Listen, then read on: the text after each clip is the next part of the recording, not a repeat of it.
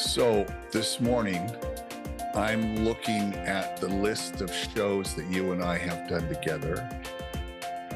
And gosh darn, dude, we've done 97. This is show 98. That is friggin' mind-blowing to me.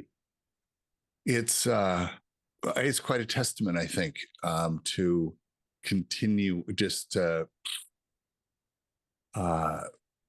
resilience, because we do them when we're tired, and self-control, because we stay pretty on track for 45 minutes or 50 minutes. And I believe that we fulfilled the mission of why we're here. Why do we sit every week for an hour and talk? And so when I say that, why we sit for every week for an hour and talk, when you explain to someone what this is, what do you say? It's like amazing question. What I say is it's twofold. One is I get the pleasure and opportunity to speak with another man who's had a depth of experience that is similar to mine. And what I mean by that is our experiences have not been the same. The depth of what we've experienced has been the same. And the creativity and the ingenuity and the hard work that both of us have put in throughout our lives. And in fact, the truth is you are the only man that I speak to on this level with this kind of experience and on a consistent basis. Really? Yes. I don't have that many friends who are 70-ish or plus, where I just sit down and hang with them. And what's nice about that is that I can go, well, do you remember in 1960? And you go, yeah. Sure, of course. Or do you remember this president that or John F. Kennedy or Reagan or I mean, there's a history that we both experienced that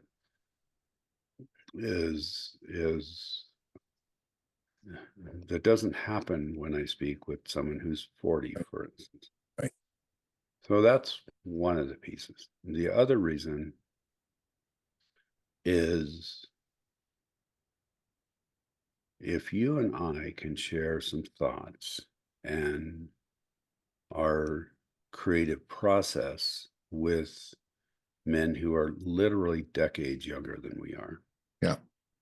We at least potentially can save them some heartache. We can save them some tough times. We can save them some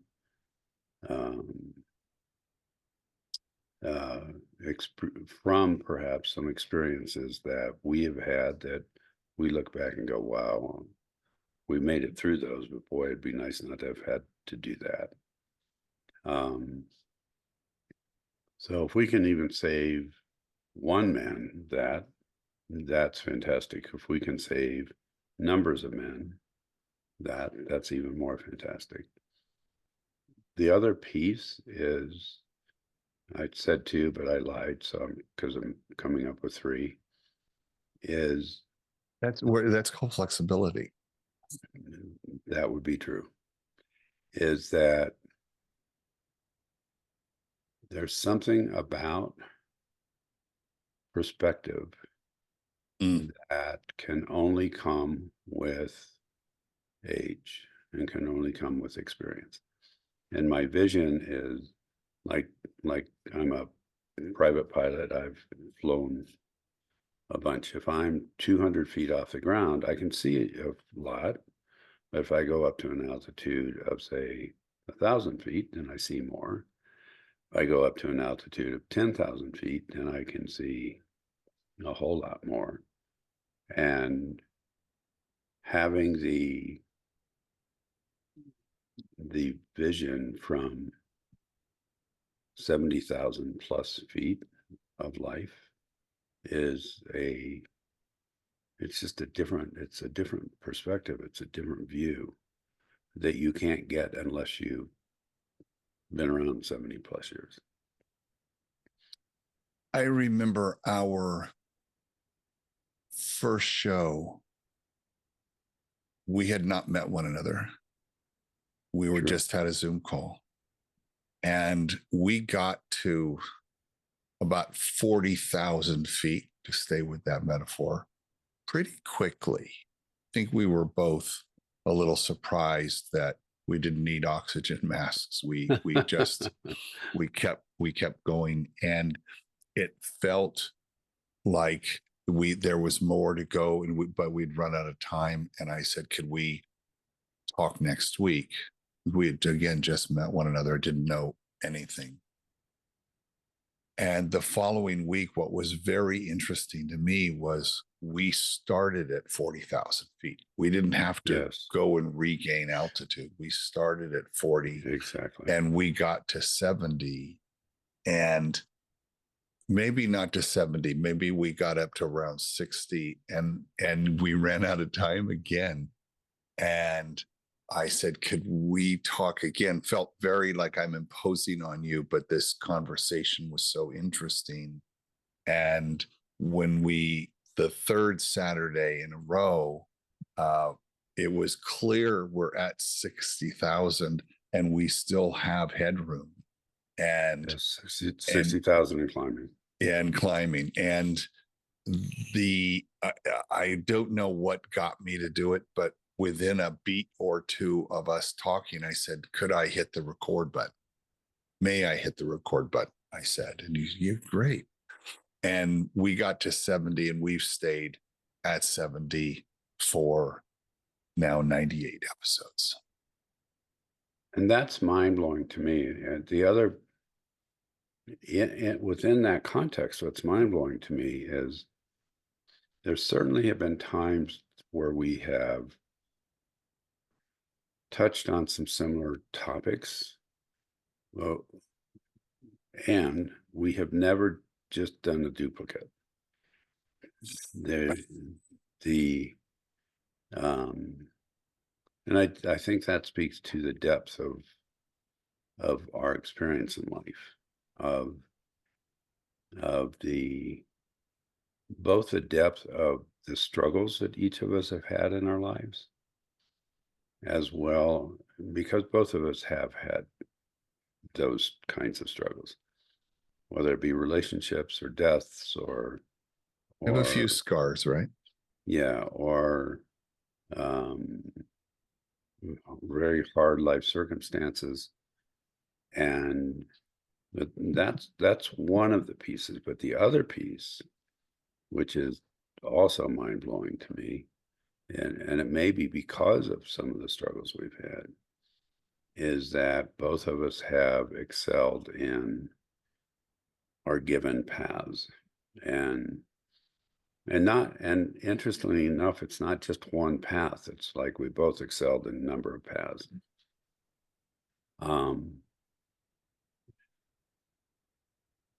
And a big part of what's been behind that has been the creativity that I truly feel like each of us bring to life and frankly to the world. As I'm going to respond to, we've not been duplicative in what we talk about. And just a little behind the curtains is that I'm a TEDx organizer, as you know, and maybe our audience knows, but if they're new to the show, they don't know. And this is the 40th anniversary of TED this year, and I've been Oh, really? going. Yeah, I didn't know that part. Yeah, yeah. And I've been going for 28 years and been a part of I'm a TEDster. That's how we self-identify as that. And I just love hanging with that type of person, and being in the role I have, I've been able to interview, hundreds of people for all kinds of reasons. And just back from producing a TEDx event in the Midwest. And when I think about how I curate that, my TEDx shows. That Mhm. naturally played into how I curate this. Mm. And I think of it as each conversation is another book on the shelf for us. Mhm. And so when I pull back and I look at the collection of books, what I'm looking for in the next show is where are the gaps? I don't need 5 books on a thing. Sometimes we Right. might need 2. We might need to go deeper, maybe, which we've done in some Mhm. instances. But I'm always looking for what the gap. How can we? So if someone like listens to this from beginning to end, it's complete.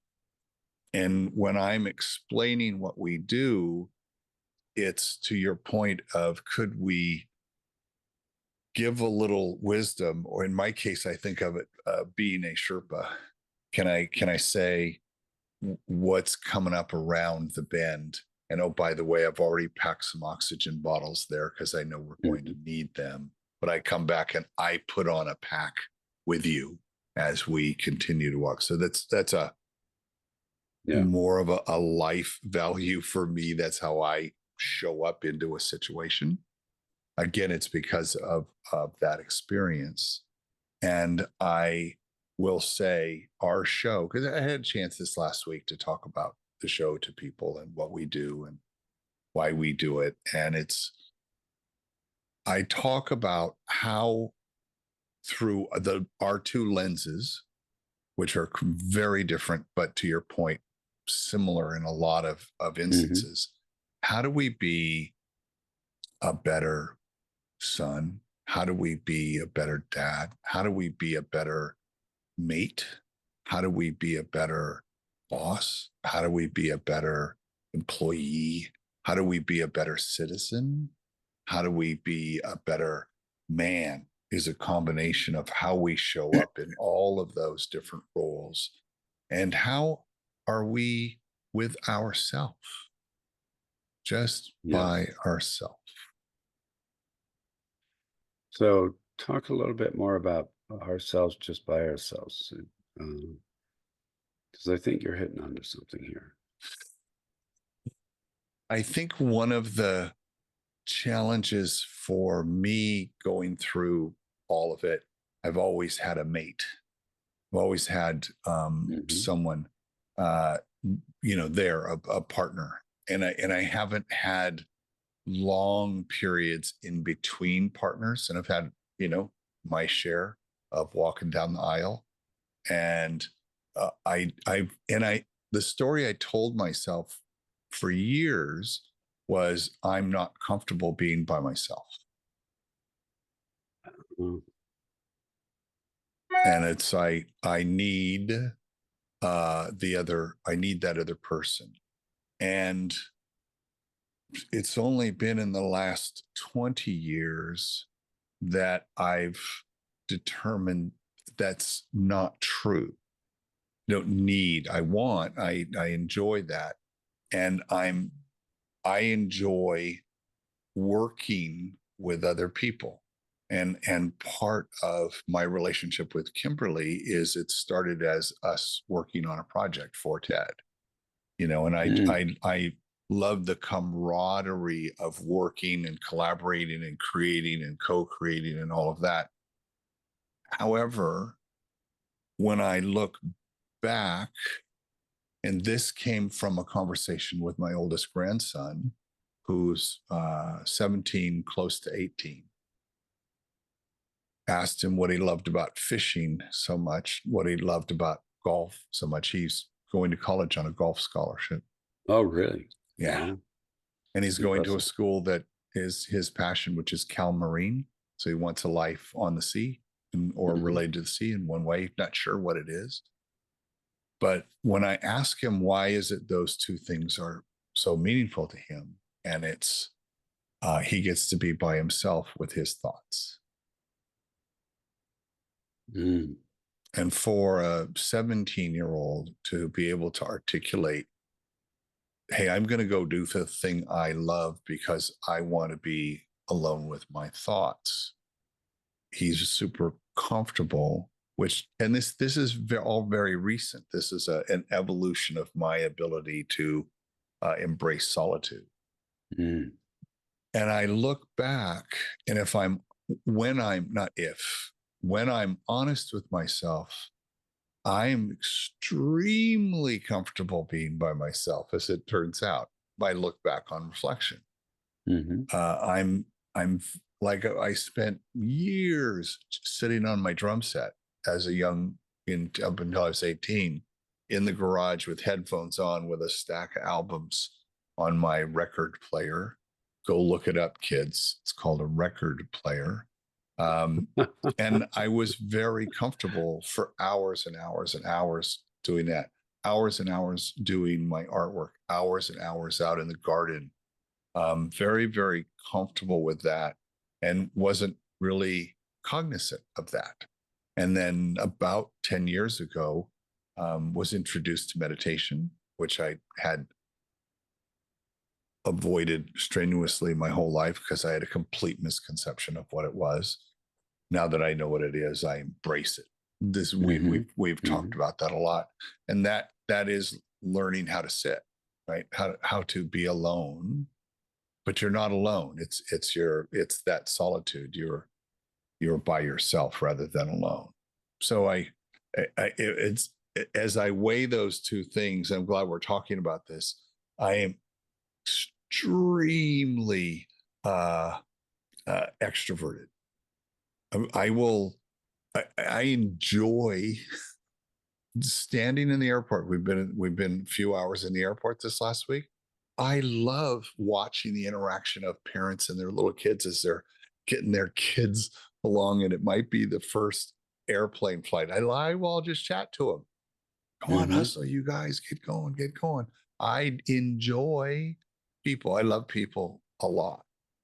And I've also found I'm just really comfortable in my kitchen all by myself for, hours and hours and hours and hours. And so I think it's interesting that the idea of solitude. So when you actually, your story and what you just shared brought up a memory that I haven't had for a long time. Wow, what is it? Um, well, as I've shared with people, I grew up in a very small town. Most of the people in that town were Amish. So I've shared that I grew up in an Amish community. And there was a barber shop in the town, which Mm, is if you know much about Amish men, they don't get their hair cut, at least at barber shops. But the barber shop were for the other farmers and the other people. And and there's a little barber shop, and there were three chairs out in front of it, and a little pole with the candy stripes on it. And I'd gotten my hair cut, and there were three men sitting out in front. It looked like something out of, a movie. And it was often there were two or three men sitting out there talking. Most of the time they were waiting for a haircut. And I asked one of them about what's it like to be married.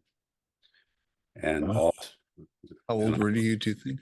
I was like 10 or 11. Uh-huh. And all three of them sort of looked at me.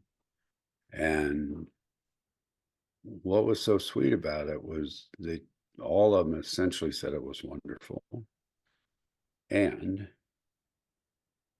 that you also need to be able to spend time alone, Mm, which alone then meant that you were out in the fields, or you were with the cows, or you were working on fixing a fence, or I mean those kinds of things, and that you needed men to talk to.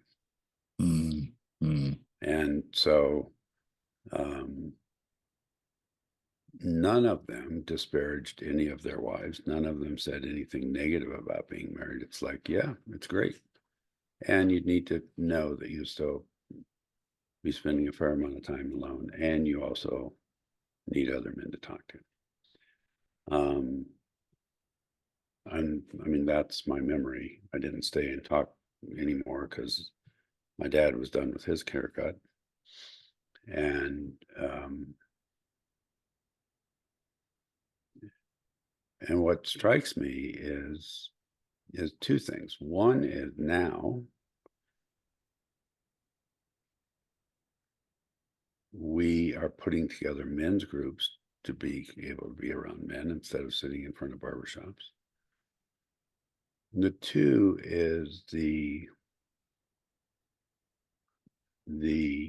difference between being alone and while you're alone doing something that's really valuable or being isolated. And I think there's a huge difference between those two things.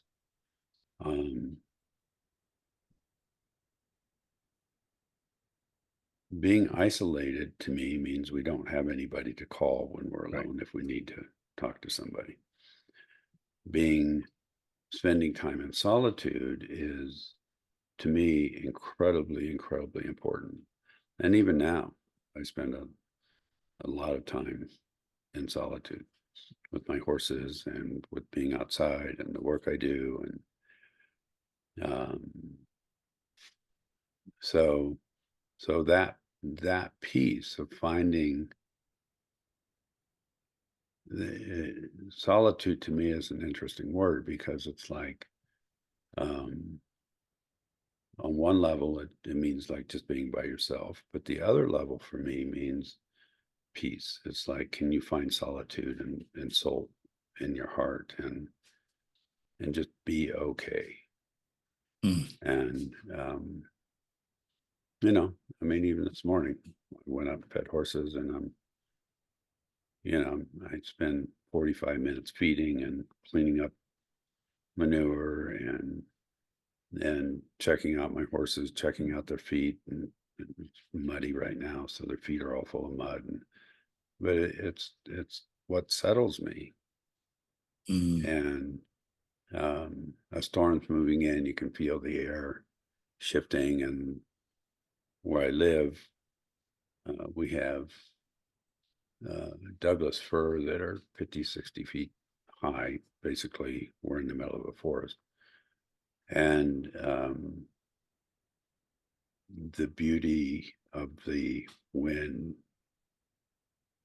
blowing through the branches of the trees, the beauty of what hearing my horses' feet as they walk and the cadence of their steps and listening to their chomping of food and it's more than fulfilling, and it's actually what settles my nervous system. It's refilling. Yes, it is refilling. You, for those listening, you wonder how we get through 45 minutes, and it's like 45 minutes just evaporates because we tend to trigger each other's memories, deep memories. I mean, going all the way back to when you were 10 or 11 years old, thinking about that minute or 2 minutes that you were talking to the men, and then on your way, that has stayed with you now for 60 plus years. Yeah. And it is a reminder to all of us, especially when we interact with young people, which for us is all the time, every day. But with Yes. very young people, preteens are particularly my favorite, is every moment matters because it will create a memory. So had they disparaged their wives, that would have stuck with you. That is so true. That is so true. And I say that because I have hundreds of examples of people coming up to me in my day-to-day for years saying, do you remember when we met? Or do you remember the time you said? Or do you? Because, and chances are I don't, but they do. Mhm. And that interaction for them, because they will then proceed to remind me of a thing I said to them that has stuck with them for 10, 20 years. And I think what what that said to me, and this was a realization 15 years ago, I remember writing on a piece of paper, every moment matters because you're creating a memory for someone else. Yes. Well, and not, God, I love when we do this. And what you're talking about is unbelievably powerful. I'd like to share another very quick story, if I could, that Please. actually illustrates what Guess you're what? talking Guess what? It's your show too. about. My kindergarten teacher's name is Mrs. Sowers, and she no longer is alive. When I was late 20s, somewhere around in there, I went back to Ohio to visit my family. My mother's a teacher in the school system that I grew up in. And so I would go visit teachers and et cetera, et cetera. I went to the school that, the particular school that was kindergarten through sixth grade. And it turns out it was the very last day of school. Like it was actually the day after the very last day of school. So there were no kids there. The kids had left the day before. And I walked into Mrs. Sowers' room. I Mm, actually was looking for her, and periodically, mm, when I was back, I would go say hi to her.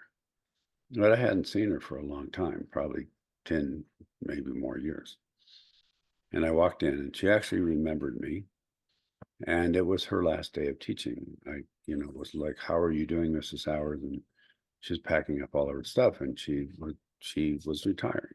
And um, it was her, she was collecting all of her books and all of her stuff from probably 40 years of teaching kindergarten. And um, when I was 4.5 and 5, which is when I was in kindergarten, my home life was fairly tumultuous. It was a lot of stuff going on.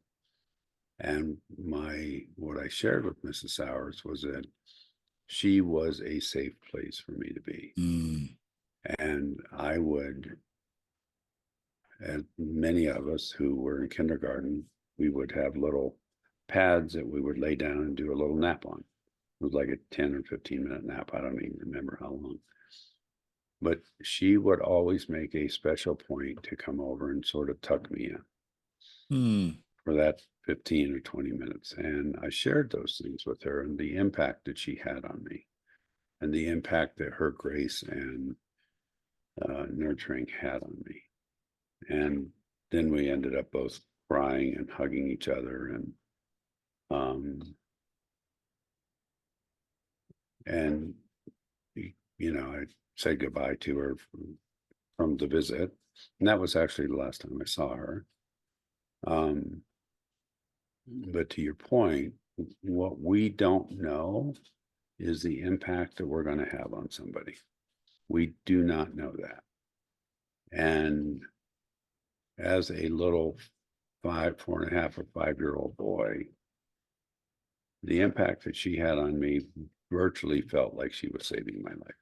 mm, It's like and she also um, was, she made school good for me. And so I would love to go to school because it was a good place for me. I would love it. There was a sanctuary almost, but she's the one who set that up. And she did nothing extraordinary from her perspective, but to me, it was very extraordinary. And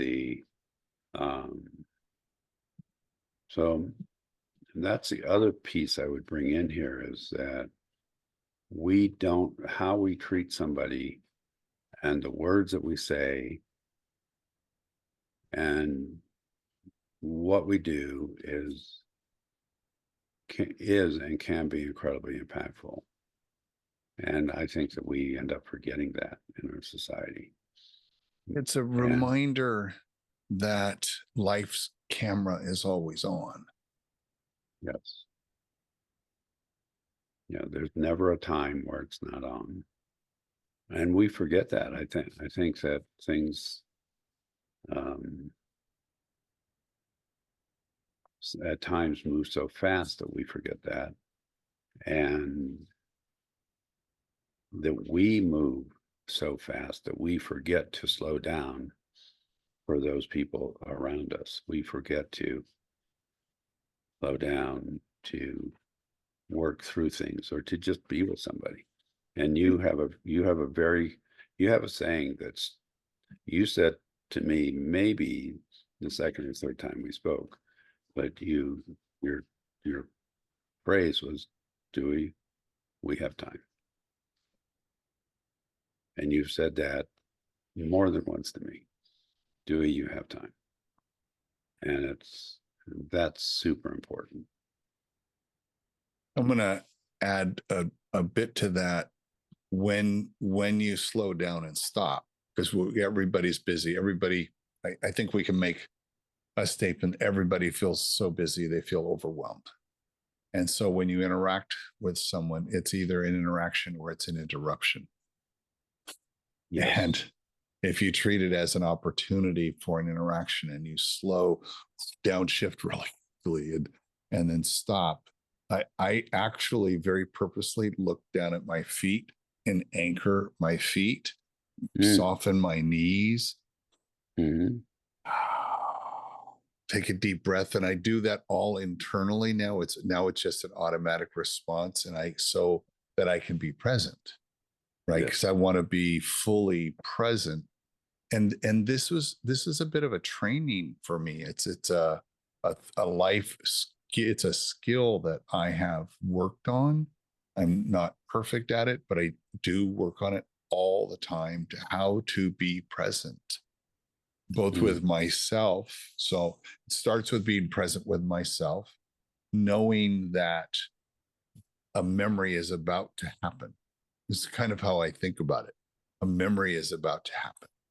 And it will be for both of us, for one of us, but that will happen. Now, I don't put a bunch of pressure on myself as a result.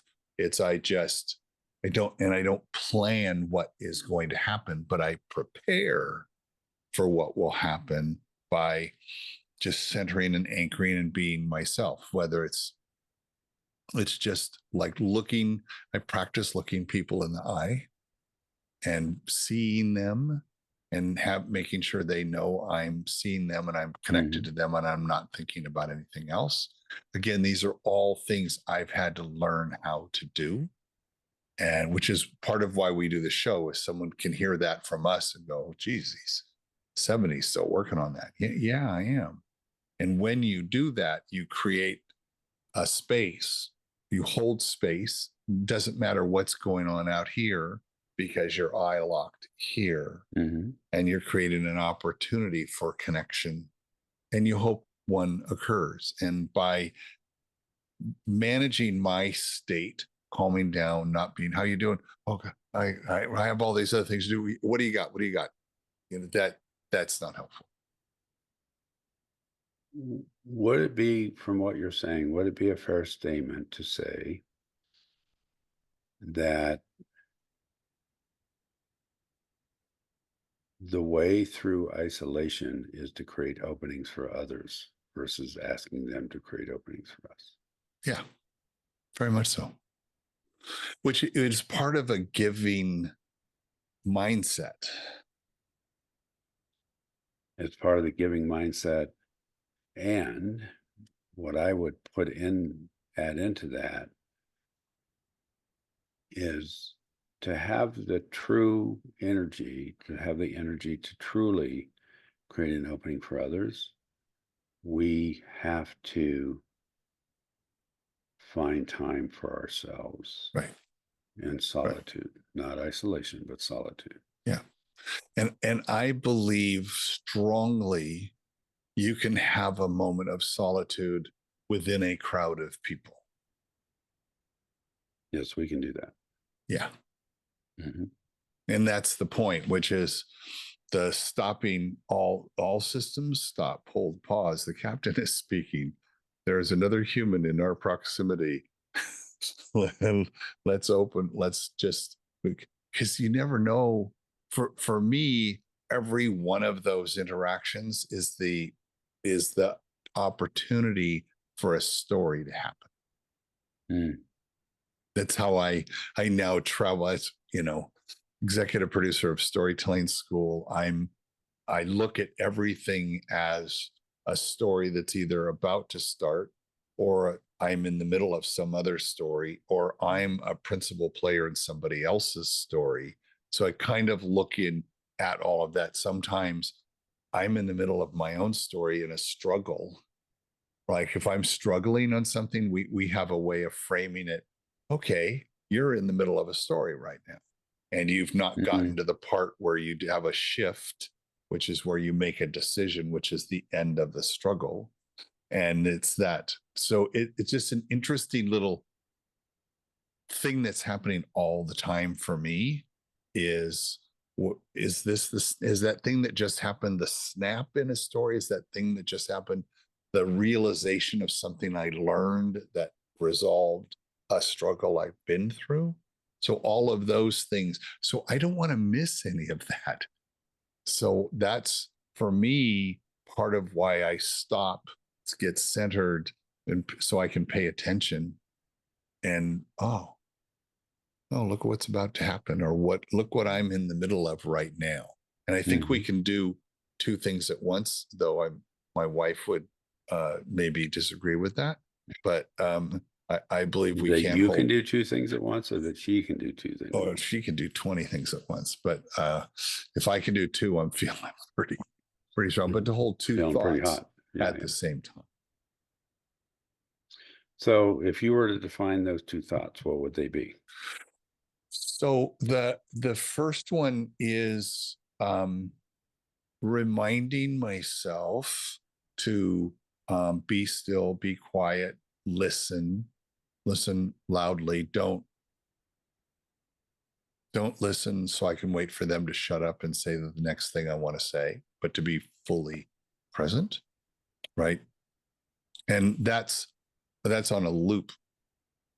And I think that's gotten to where I have unconscious competence in that Mm. area. So I don't have Mhm. to think about that anymore. But it took a while to get to that. I had to go through, and there's a show on that in our back catalog on Mhm. competence.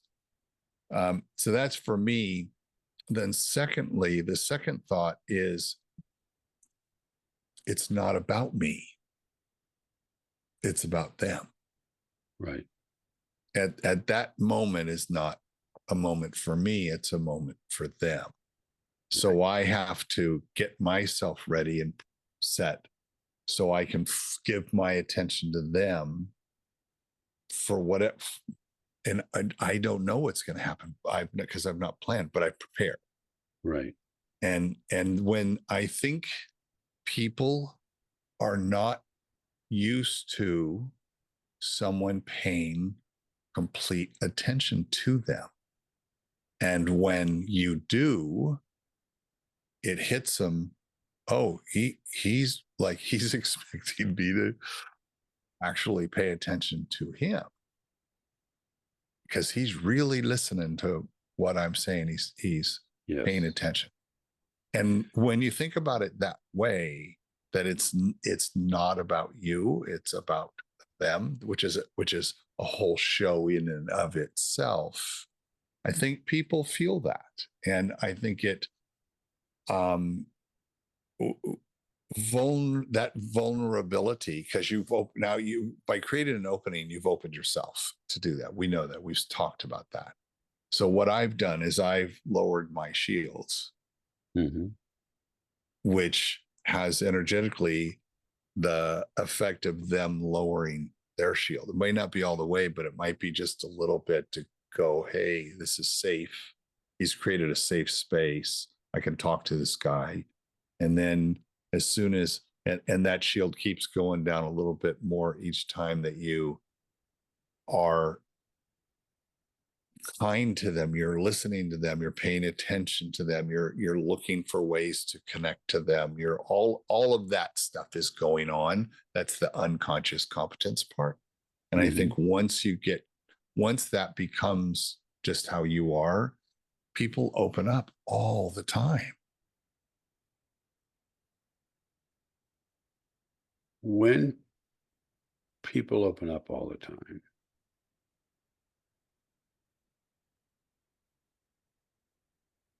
what is your sense of what they're seeking when we create an opening? Oh, they appreciate the connection. Yes, they they appreciate the they connection. appreciate what we've talked about. The two, I think one of the higher order things we seek in life is connection and recognition. Mhm. Both sides of that same coin, and being recognized and seen is something we hear a lot of. Like I felt like I was seen. Someone saw me, and I take that very literally. Like, yeah, yes, and recognized for who they are. Right. So they want some recognition. And I'm I love service workers in any industry. And I can, because I was a service worker for so many years. And when I have an opportunity to have an interaction, I'm so thankful that the universe gave me that minute to talk to them. And I could reckon, and I really go out of my way to recognize the hard work they've just done in making me a cup of coffee or the Yes. whatever, but I connect and I make Mhm. sure I'm connected with them so they feel my gratitude for whatever service they gave me. We flat out don't say thank you in a meaningful way enough, in my opinion. And so it's an opportunity for me to create a memory at the end of the day when they go, God, that guy, it was really nice to me. It was like, Mhm. that was really cool. I liked that. I think that I hope that kind of thing happens. So what you're talking about is a little bit ago you spoke about recognition.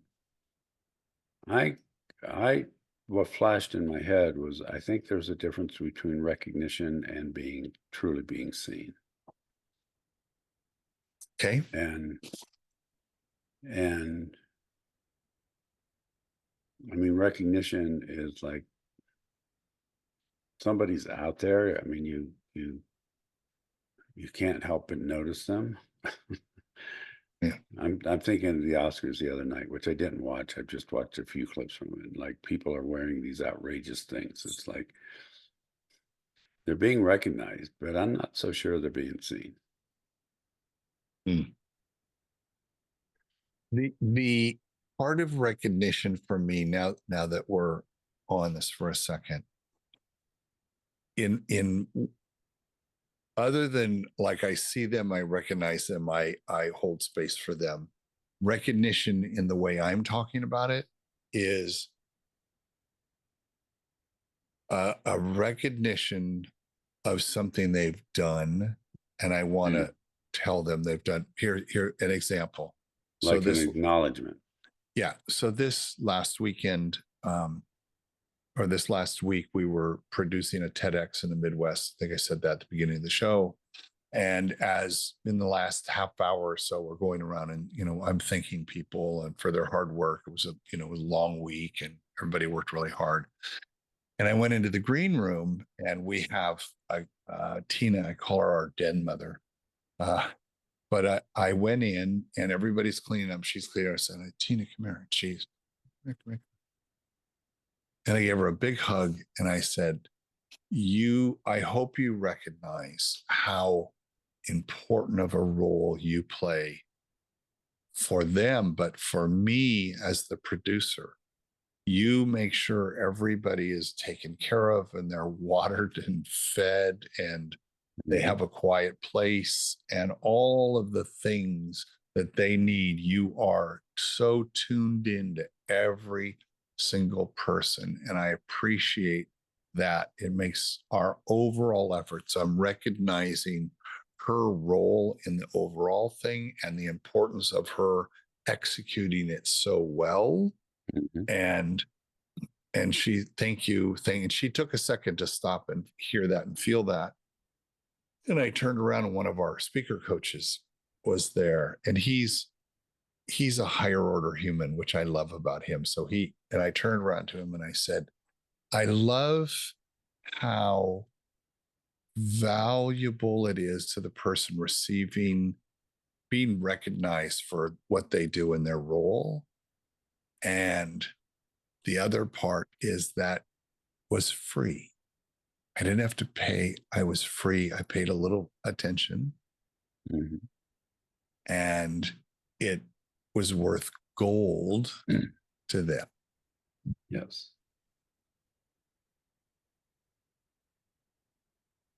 So